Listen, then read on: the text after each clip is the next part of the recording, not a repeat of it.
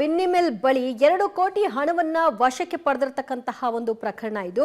ಹಣದ ಮೂಲದ ಬಗ್ಗೆ ದಾಖಲೆಯನ್ನ ಕೊಟ್ಟಿದ್ದ ಬಿಜೆಪಿ ಮಾಹಿತಿ.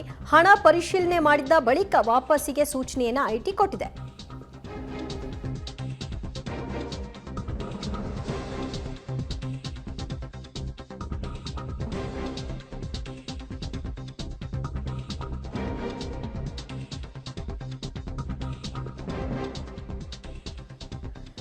ಬೆಂಗಳೂರಿನ ಬಿನ್ನಿಮಿಲ್ ಬಳಿ 2 ಕೋಟಿ ಹಣವನ್ನ ವಶಕ್ಕೆ ಪಡೆದಿದ್ದಂತಹ ಪ್ರಕರಣ ಸಂಬಂಧ ಹಣದ ಮೂಲ ಏನು ಅನ್ನೋದರ ದಾಖಲೆಯನ್ನ ಒದಗಿಸಬೇಕಾಗಿತ್ತು. ಅದರ ದಾಖಲೆಯನ್ನ ಬಿಜೆಪಿ ಕೊಟ್ಟಿದೆ.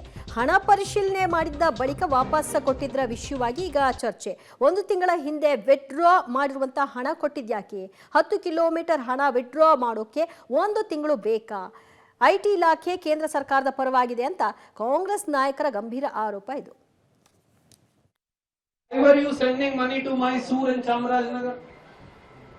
BJP has to answer this question. Why were you sending this money? What was the purpose for which this money of crores of rupees were being sent to Mysore office? What were you going to use this money for? Our third question.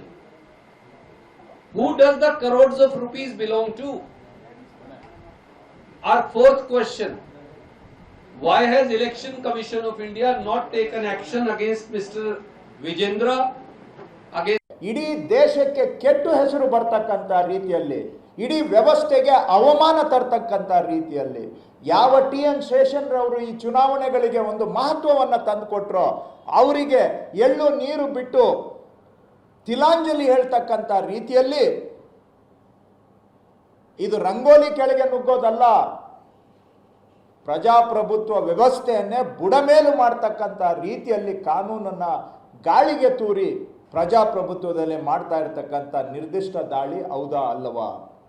ನಾನು ಇವತ್ತು election ಕಮಿಷನ್ನವರಿಗೆ ಏನಾದರೂ ಅವರಿಗೆ ನಿಷ್ಪಕ್ಷಪಾತವಾಗಿ ಪಾರದರ್ಶಕವಾಗಿ ಎಲ್ಲರಿಗೂ ಸಮಾನ ಅವಕಾಶ ಕೊಡ್ತಕ್ಕಂತಹ ಚುನಾವಣೆ ಮಾಡಬೇಕಾದ್ರೆ, ಲೆವೆಲ್ ಪ್ಲೇಯಿಂಗ್ ಫೀಲ್ಡ್ ಇರಬೇಕಾದ್ರೆ ಇದನ್ನು ಎನ್ಕ್ವೈರಿ ಮಾಡಬೇಕು. ಇದನ್ನು